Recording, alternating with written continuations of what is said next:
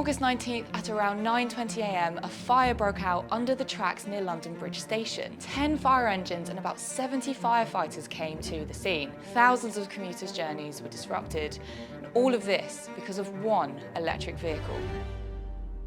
It's time we dive into the risks of battery-powered rides and what you need to do to make sure a fire like this is avoided in the first place. London Bridge isn't the first to have had fires caused by batteries. A quick search online shows e-rides and EVs setting fire in underground car parks and even ferries. It's really scary to read. Of course, there will be people who are going to see these reports and jump to the conclusion that battery vehicles are dangerous. Just take them off the streets, wrote one person with 45 upvotes. There are so many BEVs catching fire with 44 upvotes. Even if they legislate them, they will have the same dangerous batteries. These are comments that I see time and time again, so let's unpack what is really going on here.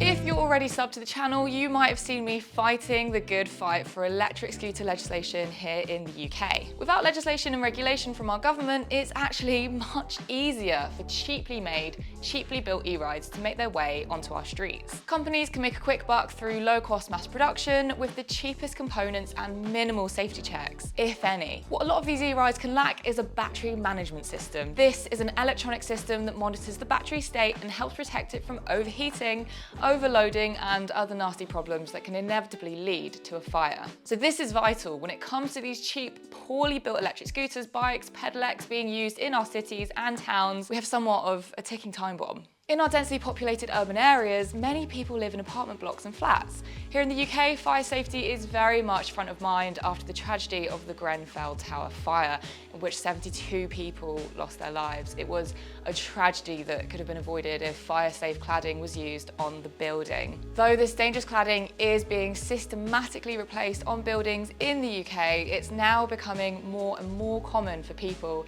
to store electric scooters or electric bikes in their flats or on their balconies. If these are cheap, poorly built products and they don't have battery management systems, or if they aren't waterproofed, then the batteries can degrade over time and eventually the batteries can catch alight. This happened to us and it's scary when it happens. No, really, Cole's electric skateboard caught alight. A lithium-ion battery fire burns ferociously and can really only be put out with a proper fire extinguisher, which most people just don't have in their homes. If left unattended, the fire can spread quickly. So imagine what could happen in a tower block with hundreds of residents if an e-scooter battery catches alight in the nighttime. So safe and responsible ownership is incredibly important, and that's what I'm going to be covering today in this video. If you want to buy an e-ride, my first big tip to safe EV ownership is to buy from a reputable brand or supplier.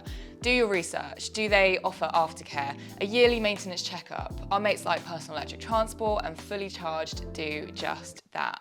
So what about this comment about battery electrics catching fire all the time? From the looks of it online, it does seem like it, doesn't it? But let's not forget, exploding batteries are going to make the news. That is click-worthy content that news outlets are thirsty for. Batteries with no issues, well, not so juicy. Overall, lithium-ion batteries are safe, they're incredibly low maintenance, and wouldn't have been chosen to run the main bulk of our electric devices if they were any different. In reality, anything that can store a lot of energy, whether it's a lithium-ion battery pack or a tank of petrol, has the potential to release said energy very suddenly, aka explosions. But what are the main causes for fires to happen, and how often are battery fires really happening? Not all batteries on your e-rides are waterproof. You're joking. I know, this is where a bit of research comes into play. Unless the retailer or manufacturer states the battery and/or its casing is waterproof, it is not waterproof, meaning riding in wet conditions, leaving them locked up in the rain, is a risk. Why is this? Well, all lithium-ion battery cells are joined together with metal terminals. If those terminals come into contact with water, they can rust and you can get a short circuit. This is why I bang on about getting rides that have removable batteries, so that if you need to look it up outside, you can bring your battery in with you. And to go even further with safety, you can store that battery in a fireproof box or bag and away from any main exit. But do your research. If you have an e-ride already, check the manual, follow the safety instructions. Yes, it pays to read instructions.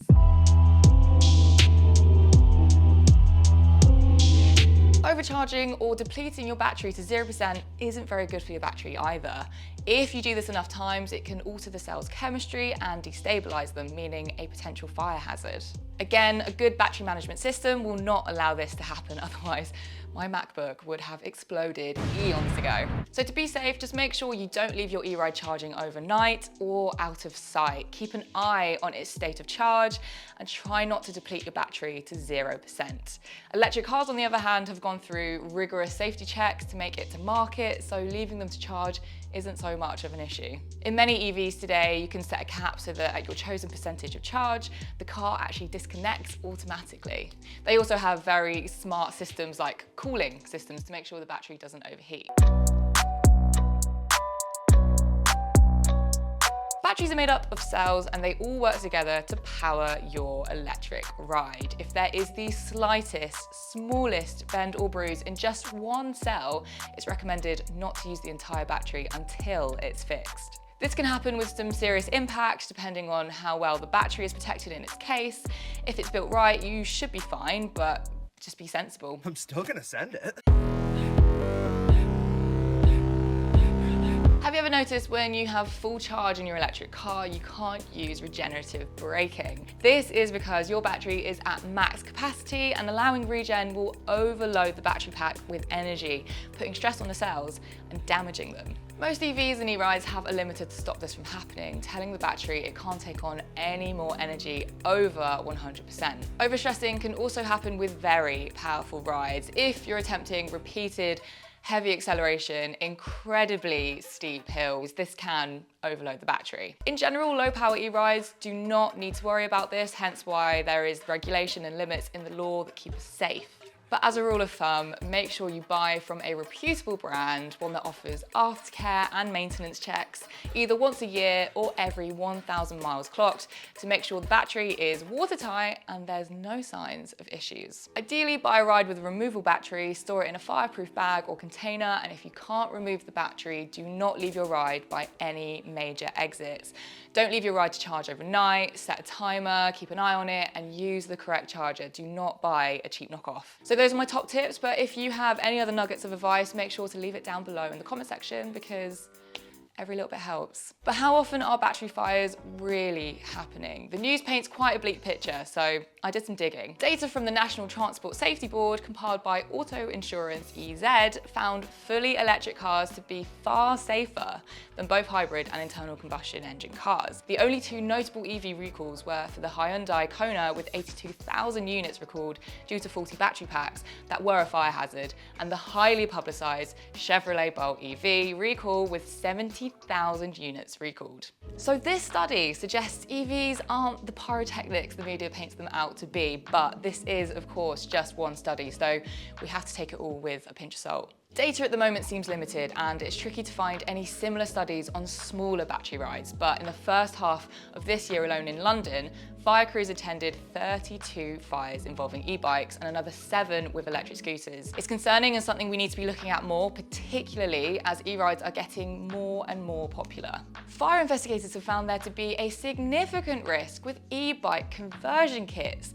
This is mainly due to these packs providing only the motor and control gear, but no battery, meaning people are going online and sourcing batteries which may not meet the correct safety standards. So the problem here really is the lack of education and awareness that we as a society currently have. In the current climate we live in, everyone is looking for a cheaper solution to get to work. Most people will go online and find the cheapest battery available, or scooter or bike, without even thinking twice about what that could mean in the future. We need to equip ourselves with the intel to make the right choices at checkout. So I get why people like Matey Boy here wants to take them off the streets. They read about a horrific fire and want to avoid anything like this happening ever again. But what we need is better guidance from officials and stricter policing on manufacturers. A big reason why the UK government let rental electric scooters roam our streets instead of privately owned was down to the fact that they were able to oversee strict safety protocol that demands a high standard of product from rental companies. This in turn creates healthy competition amongst the manufacturers as they fight for tenders across the country. So rather than ban all e-rides, let's get stricter on what can make it to market. I can almost guarantee you that the main bulk of fires are started from either cheaply manufactured components, unofficial chargers being left, and corroded batteries that have set alight after their owner has left their non-waterproof e-ride out in the rain or has ridden it in wet weather. However, if we up our game and ensure that all e-rides that make it to market are watertight and spread the word on good practice in e-ride management, we'll be in a much better position. So, last thing to say is just make sure to share this video with your friends, your family, your colleagues, e-ride communities, whoever needs to see this. The more people that know and understand the risks, the better. If this is all new information to you and you own an e-ride, don't freak out. Just make sure to do your research on the product that you have. Go and get your e-scooter, your e-bike, whatever you have, checked out by a professional, and they can let you know if there are any worrying signs or things that you need to update or tweak. If you don't have an e-ride, let me know what you think. Is this enough? If we can educate ourselves, is this gonna stop the fires from happening, or do you think this is something that will just continue and continue? I really, really wanna hear from you guys. All comments and opinions are welcome here. Just keep it clean. All right, thank you for watching. Don't forget to hit like if this video did help you, and do subscribe if you haven't already, because we always have new EV news and reviews coming your way every single week. See ya.